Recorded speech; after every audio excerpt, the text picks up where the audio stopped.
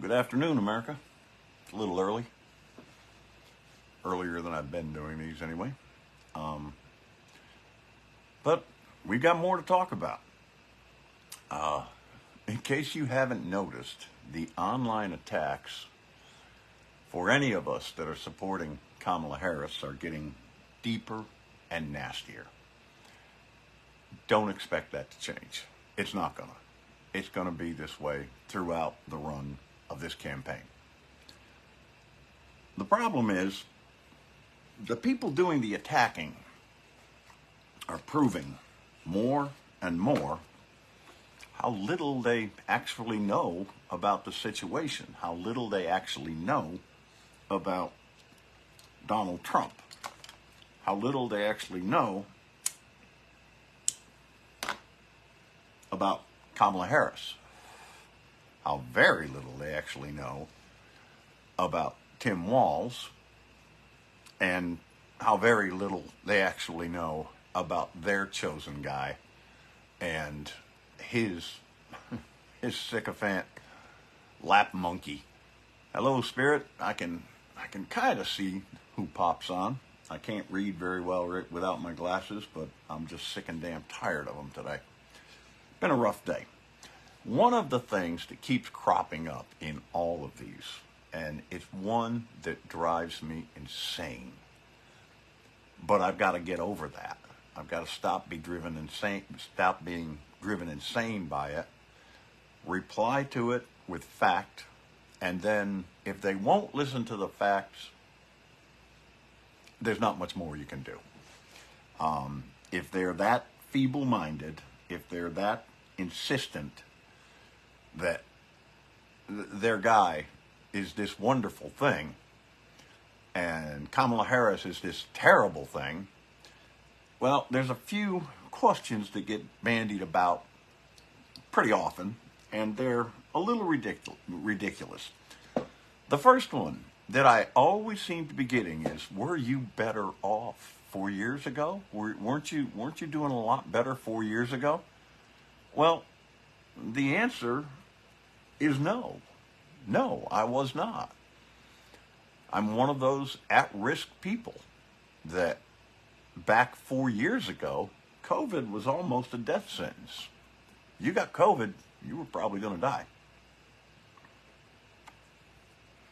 If you were an at-risk person, you were most assuredly going to die. That's just the way it was. I couldn't go outside the house. My wife had to, because she's at risk as well. My wife had to quit her job when COVID hit. So there were things that were worse shortly after, but none of those can be attributed to Joe Biden. And the things that led up to them being as bad as they were certainly can't be attributed to him. The things that led up to the worst of those times, hello, Nancy. The things that led up to those worst of times had a lot to do with how badly Trump handled his presidency. We'll get into that a little more later, but 4 years ago, I might have died just by going out to the store or going to work. I'm better off there. Another thing that helped out a lot 4 years ago, and Lord God, I could use it right now, was the pandemic relief checks. We got 2 of them, remember? We got the one while Trump was still in office. And I think more than anything else, that was being pushed by the people who were trying to get him reelected. They knew how expensive it was going to be. They knew exactly what was going to be happening. Now, Trump talked about more money to people. I don't think he really meant it. It didn't happen under his watch. But Joe Biden, when he got in, another series of relief checks went out. And we all ended up with, well, that at that time, that was probably about 5% of my income and my wife's income working. So yeah, at that point, things got a little better, but they weren't because of Donald Trump. They were because of people pushing him to get reelected. He had to do something. He hadn't done anything before that. And when Joe Biden did get elected, his continuing it and making it more of what it should have been. So 4 years ago, from that perspective, there were some things that were better. But I knew what that was when it happened. And, who didn't take that money? Please tell me, which one of you didn't cash those checks? I don't know. I think most everybody did. And yet they're still talking about, now when you add all of that up between the first one and the second one, that it did add something like $1.5 trillion to the federal deficit. But everybody took it, including the Trumpers. The deficit came about not from those two payments. We'd love to have just that as a deficit. Back like when we had a Democrat, Bill Clinton, in the White House, we wouldn't have thought twice about $1.5 trillion as far as a deficit. We didn't have one then. But now it's ridiculous. It's not because of that $1.5 trillion added to the debt. Yes, that added some to it. But it was because of the tax cuts that Donald Trump gave to his rich cronies. And you can't understand that? I'm worse off because of all of that. There would be a hell of a lot more money out there. There would be a hell of a lot more assistance for people that need it out there if we didn't give that assistance to billionaires. Do the fucking math, people. Take a look at it. I know that those tax cuts didn't go to me. A lot of the Trumpers say, well, he gave a tax cut to everybody. No, he gave a tax cut to the uber wealthy, and the tax cut that we got was cut off the very next year. That's how it was designed. Let's keep this in place for the folks that have no need for more money, but let's not help out the folks that built this nation, because it wasn't the people who have no need for money. But let's go on from there about the things that they throw at you. One of them is the name calling. And it doesn't matter how eloquently, how erudite you are when you state something, when you put the facts out there. It doesn't matter how much research you've done. It doesn't matter what the facts are. It's easier to call names. Libtard, snowflake, commie, socialist, pedophile, simply for feeling a little more compassion for the next guy. Let's call names like that. Well, let's take it further. Let's talk about Kamala Harris. This is an actual post from a Trumper that happens to be a friend of mine. I'll take the felon over the whore any day. She's a whore because she supposedly slept her way to the top. Folks, she was elected. Did she go out and screw every one of the people that elected her? Is that how that happened? Do you really believe that that's how that happened? She was elected time after time after time. How is that sleeping her way to the top? And you'll take the felon over that. Why? Why? You don't care about the rule of law? I thought you were the party of law and order. But let's take it another step. She's a DEI hire. First of all, she's a DEI hire to the voters that put her in office. That's the diversity, inclusion, all of that. That's how she got elected? They all felt compelled by federal law to elect her? Do you have any idea how stupid you sound? I'll tell you what, you and Donald Trump, just keep talking. America is seeing through it, and they should see through it. They're seeing through another one as well. The whole stolen valor thing. I'm going to piss off a few Marines here. I don't give a fuck if you were a Marine. Semper Fi, my left nut. Not because I don't respect you. Not because I don't respect your service. I don't respect you attacking another vet simply because they hold different political beliefs than you do.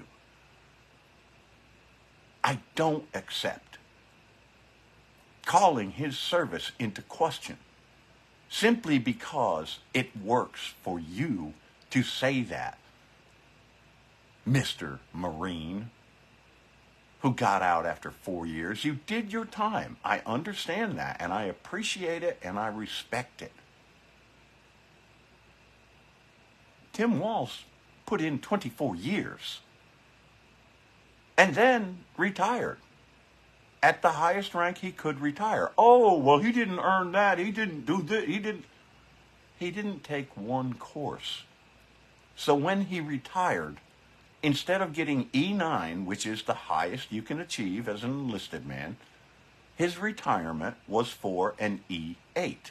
He is still entitled to the title that went along with the E9 status. He had done all of the things except for one course to get the retirement pay. But that's what it's all about for you, isn't it? It's all about money. It's all about you believing this reality star is somehow rich, and therefore by liking him and going to his tailgate parties, that's going to make you rich too. Has it worked so far? Has it? No. Let's call another vet names just because they don't happen to buy into your orange shit stains bullshit. How stupid is that? Come on now. I think I'm back. I'm back. All right. The last of these topics that keeps getting thrown at me. Well, if she's so good, why isn't everything fixed already? Let me go to your orange shit stain, who, when everyone was asking him, who are you going to pick for vice president? Once in his life, he actually spoke the truth about his feelings. He said, it doesn't matter who I pick. The vice president is inconsequential. Now, he did not use the word inconsequential. Not in his vocabulary. But that was his meaning. Your own wannabe dictator tells you the vice president is inconsequential, and yet you want to know why the vice president for the last 4 years hasn't fixed everything. Do you see the illogic in that? Do you see how ridiculous that statement is? The vice president is not inconsequential. But that's what Donald Trump says. The vice president does a lot to shape policy. The vice president does a lot to advise. The vice president is there to be one heartbeat away from the presidency just in case. That's their main job, is learn the job while you're doing the job in case you have to have an unexpected promotion. They want to call her the border czar. Joe Biden said that he is going to entrust Kamala Harris to oversee discussions about the border.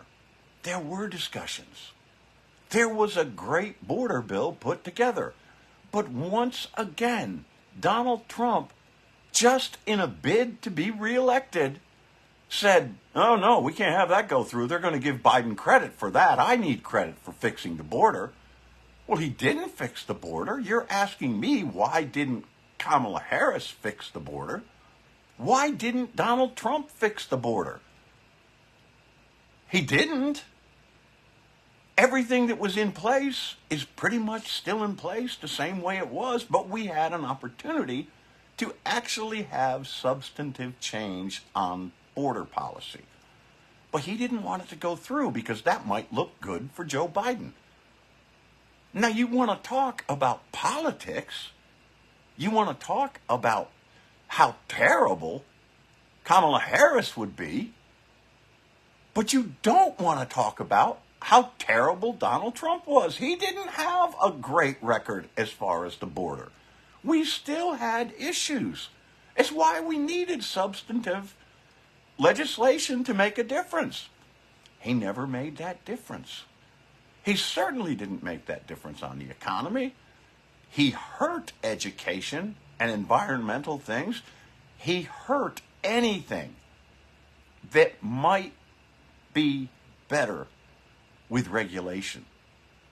He tore as many of them down as he possibly could. And now we're paying the price for it. We really paid the price for it during COVID. But you want to point out what Kamala Harris hasn't done. He was the president. She was the vice president. In his words, inconsequential. She wasn't inconsequential, but she can't make the differences that you're sitting there saying that she could. What a stupid fucking argument. Folks, we got to do this. She's up in the polls. Things are looking better, and they seem to be climbing, and that's great. And we'll see a little more of a boost after the convention. We'll see another boost. But we've got to maintain that. Don't get complacent. You did that in 2016, and look what it brought us. One of the Harris campaign slogans is absolutely true. Never again. You have to put that in your heart and mind and push it every way you can. And when they come at you, give them the most factual answer you can. And when they still won't listen, when they still use just insults, when they still do the name calling, when they still throw out these stupid straw man arguments, or worse still, the whataboutisms, good God, do you have any idea how many whataboutisms we could throw back at you? That doesn't change anything. When they come at you with all of that, after you've tried to tell them the truth, shut them off. Just shut them off. By the way, you can, on your Facebook page, set the privacy to friends except for. You know who those except fors are. If that's what you got to do, that's what you got to do. We still have to keep pushing. Dave Kirtner just said it. We can't just win 270 electoral votes. We've got to win 300, 320. We have got to put such a blue pile of dirt on top of that sewer that it never comes out again. We can do it. You can do it. It takes one thing: standing up and standing strong. Getting out there is the biggest one. All right, that's what I've got on that. There's a thing that I've got to add to all of this. And this is personal. And I've had to come to you before. Well, maybe this will be the last time I have to come to you because of what we're working for. Many of you know by now that Valerie and I are trying to get a reverse mortgage on our house. Our kids don't want the place. We own it outright. Why not let our equity make our life a little bit easier for the next 15 years I might have? The next 15 to 20 years that Valerie might have. The most of the equity that can be taken out of the house is 60% anyway. By the way, reverse mortgages are not what they were when they were brand new and they were rather predatory. They're not like that at all now. They're controlled by the FHA, something that Donald Trump would tear down if he had the opportunity. But I digress. They are controlled by the FHA. There are a lot of hurdles to jump through. We have jumped through all of them. We had a few. No, we had two major ones, and now apparently three. The two major ones were I had a building out back that had to come down because the roof was falling in on itself. You cannot have a structure like that on your property because it is then a safety hazard. Somebody walking around on your property can go inside, the roof caves in, they're hurt, boom. That had to come down. So I had a controlled burn, a very, very well-controlled burn. And then I had a very, very generous person come up after I had cleaned most things out. Michael, I understand what you're saying. I know what you're saying. But no, that is not how it's, because it's based on the younger of the two. If I outlive Valerie, that's going to be a miracle. But anyway, going further. We had to take that building down. It came down. A very generous person helped with the cleanup back there. I did the most of it with the kid next door, the folks that I've been trying to help, because the dad with the amputated legs and all that other stuff. That came down. That has been cleared up. In fact, it is spotless out there, ready to build on. And when this mortgage comes through, we're going to be putting up a gazebo out back. Anybody that helps us on this, you're invited. But the other one was the driveway. There was a situation where a driveway that has been shared between two houses on this property when everything was split up. There was no easement that was ever put into the deeds. We needed an easement. We asked for it. The other people that owned the property next door said no. We had to recreate the driveway and make it two driveways. Got it done. And again, with some help of people up here, with some help from my brother and sister. I had to borrow money. But when the mortgage comes through, everything's good. The other thing that came up, aside from a couple of little piddly things that were 5-minute fixes, was there was an ornamental column out front. And the person that did the inspection even put in her appraisal report that she is not an expert about any type of burrowing insects, but that it was a dry rotted column. But she said that not being an expert, she suggests that there be a termite inspection. Came back afterwards, saw everything that was done, and then amended her appraisal and said, nope, this was dry rot, this was just dry rot, it's nothing to be concerned with. Well, the underwriter is still demanding that there be a termite inspection, and if there is any sign at any time that this house may have had any kind of termite damage, I've never seen it, but if it's there, we are going to have mitigation. And all of this has to be done before we get the mortgage. That brings me to, we've already put $1,000 that we don't have into getting this mortgage. This has been one of the tightest months we've ever lived through. We're a week away from getting things back to payday level, but that $1,000 was $1,000 that we really didn't have.